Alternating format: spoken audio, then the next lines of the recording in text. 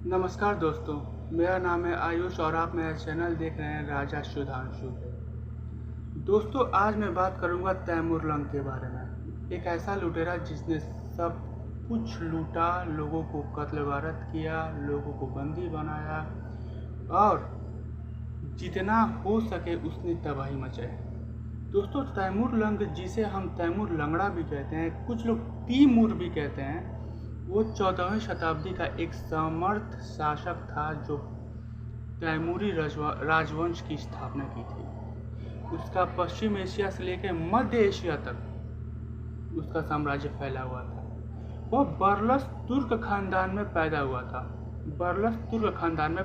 था। उसके पिता तुर्गई बरलस तुर्कों के नेता थे। मुगल साम्राज्य का संस्थापक बाबर भी तैमूर का ही वंशज था। तैमूर का जन्म 1336 में ट्रांस आक्सियाना, ट्रांस अमू और सर नदियों के बीच का प्रदेश महावरा उन्नर में हुआ था। उसके पूर्वजों ने पहले ही इस्लाम कबूल कर लिया था, यानी कि तैमूर के जो पूर्वज थे उन्होंने पहले ही इस्लाम कबूल कर लिया था, जिसकी वजह से वो मजहबी था। वह बहुत ही महत्वाकांक्षी भी था। वह महान मंगोल विजेता चांगेज खान और सिकंदर की तरह महान बनना चाहता था। सन 1369 में समरकंद के मंगोल शासक के मर जाने के बाद, समरकंद में ये रहता था, उसके जो शासक थे, जो मंगोल थे, उनके मर जाने के बाद समरकंद की गद्दी पर तैमूर लंग ने कब्जा कर लिया और इसके बाद पूरी शक्ति के साथ समरकंद के आसपास के क्षेत्रों को जीतना शुरू किया। दोस्तों,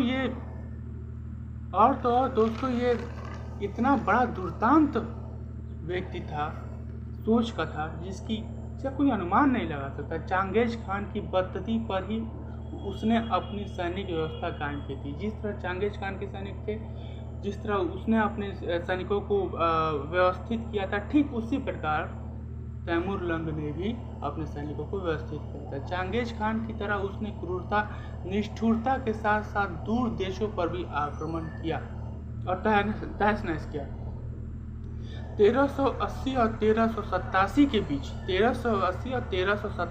बीच उसने खुरासान, सिस्तान, अफगानिस्तान, फारस, अजरबैजान और कुर्दिस्तान आदि पर आक्रमण कर उसने अपने अधीन किया। सोचिए, इतनी जमीन है ना, इतनी जमीन उसने अपने अधीन कर लिया था। 1393 में उसने बगदाद से लेकर के मेसोपोटामिया तक पर आधिपत्य से स्थापित किया था। दोस्तों, इन सफलताओं के पास उत्साहित होकर उसने भारत पर आक्रमण करने की योजना बनाई। जी दोस्तों, भारत पर आक्रमण करने की। लेकिन उसके जो सरदार थे, जो छोटे छोटे सरदार थे, वो प्रारंभ में भारत जैसे दूरस्थ देश पर आक्रमण के लिए राजी नहीं थे। लेकिन जब उन्होंने भारत की महान समृद्धि और वैभव के बारे में उन्होंने बहुत कुछ सुन रखी थी और दौलत लूटने के लिए उसने आक्रमण की योजना बनाई। उनके सरदारों ने हामी भर दी। तैमूर लंग ने भी भारत पे आक्रमण करने की योजना बनाने लगा था। दोस्तों, इसका दूसरा कारण भी था। एक तो था धन लूटना और दूसरा काम था मजहबी सोच, जो उसकी विचारधारा थी उसको फैलाना। उस समय दिल्ली की तुगलक सल्तनत फिरोज शाह के निर्बल उत्तराधिकारियों के कारण शोचनीय थी। जो फिरोज शाह तुगलक थे, उनके जो उत्तराधिकारी थे बेहद निर्बल थे। भारत की इस राजनीति का दुर्बलता का फायदा उठाने के लिए तैमूर को भारत पर आक्रमण करने के लिए प्रेरित किया। जाहिर सी बात है, उस समय जब भारत की उस समय तुगलक वंश का शासन था और वो निर्बल हो चुके थे। अप्रैल 1398 में तैमूर स्वयं एक भारी सेना लेकर के समरकंद से भारत के लिए रवाना हुआ और सितंबर में उसने सिंधु, झेलम और रावी नदी को पार किया। 13 अक्टूबर को मुल्तान से 70 मील दूर उत्तर पूर्व में स्थित तुलबा नगर पहुंचा। वहां उसने नगर को लूटा, लोगों को मारा, बहुतों को गुलाम बनाया, फिर मुल्तान और बटनेर पर कब्जा किया। बटनेर से वह आगे बढ़ा और मार्ग के जितने भी स्थान आए वो जीतते चले गए। जो जो स्थान उसने जीते थे, जो जो भूमि उसने जीती थी, वहाँ के जो मूल निवासी थे उनके कत्ल करता रहा, लोगों को लूटता रहा, बंदी बनाता रहा। दिसंबर के प्रथम सप्ताह के अंत में वह दिल्ली के निकट पहुंच गया।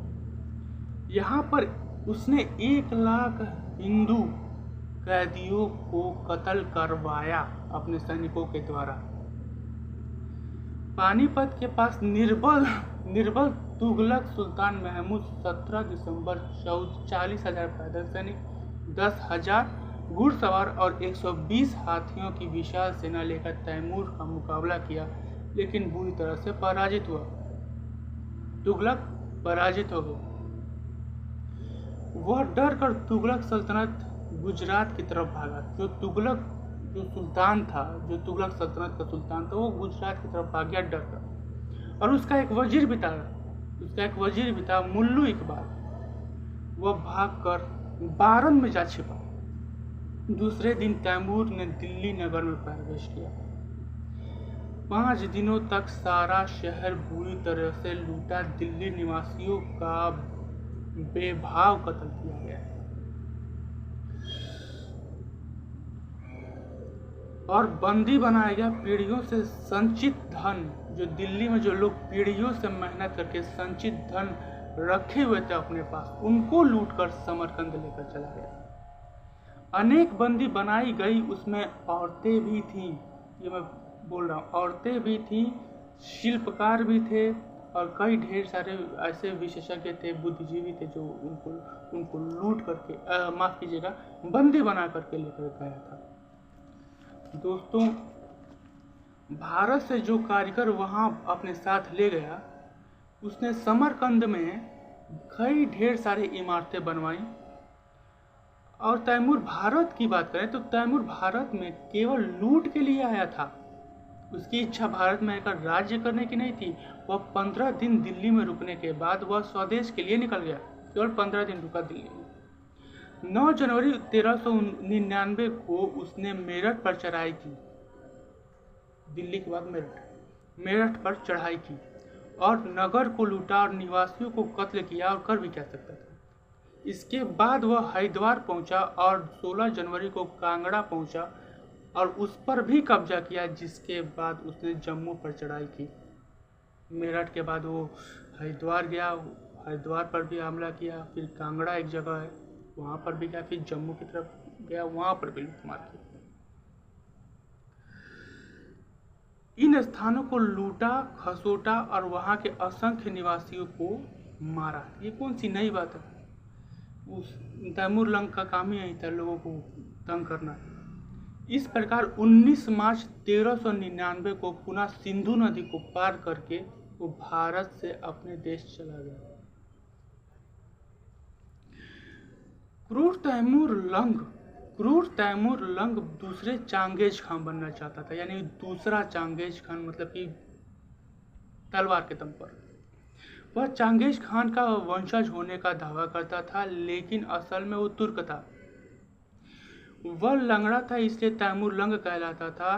कई लोग उससे तैमूर लंगड़ा भी कहते थे। वह अपने पिता के बाद सन 1369 ईस्वी में समरकंद का शासक बना था। इसके बाद ही अपनी विजय की यात्रा की शुरुआत करी थी। दोस्तों, वह एक वहशी था, इसमें कोई दो राय नहीं था। वह एक वहशी तो था।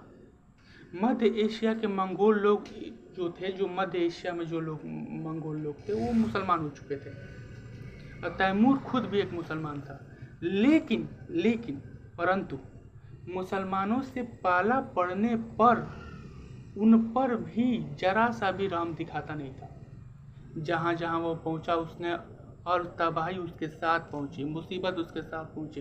उसको नरमुंड का मीनार बनाने में बहुत मज़ा आता था।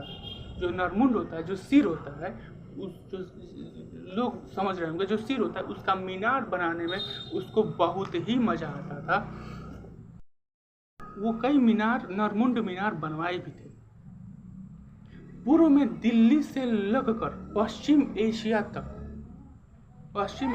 तक लाखों लोगों को मरवाया, जो जमीन को जिस जमीन को उसने जीता था, वहाँ के मूल निवासियों को उसने मार दिया था। उनके सरों के स्तूप बनवाए, मीनार बनवाए मार करके। उसकी मृत्यु भारत से लौटने के बाद तैमूर ने सन 1400 में अनातोलिया पे आक्रमण किया। यहाँ से आक्रमण करने के बाद उसने अनातोलिया पे आक्रमण किया और 1402 में अंगोरा के युद्ध में ऑटोमन तुर्कों को हराया। सन 1405 में चीन की विजय की योजना बनाने लगा था तैमूर लंग, लेकिन उसी समय उसकी मृत्यु हो गई एक जरा सी बीमारी की वजह से। दोस्तों, ऐसा था तैमूर लंग, जिसने लोगों की हत्याएं की, लूटा खसोट और दूसरा चंगेज खान बनना चाहता था। तैमूर लंग अपने आप को मंगोल कहता था, लेकिन वो था तुर्क, एक लुटेरा, एक वहशी। दोस्तों, आज के वीडियो में बस इतना ही। अगले एपिसोड में हम किसी अन्य इतिहास के बारे में बात करेंगे, किसी अन्य जानकारी के बारे में बात करेंगे। ये वीडियो आपको कैसा लगा ये कमेंट्स बॉक्स में लिखिए। अगर वीडियो अच्छा लगा तो लाइक कर दीजिए, चैनल को सब्सक्राइब कर दीजिए, बेल आइकन दबा दीजिए। बहुत बहुत धन्यवाद, बहुत बहुत शुक्रिया।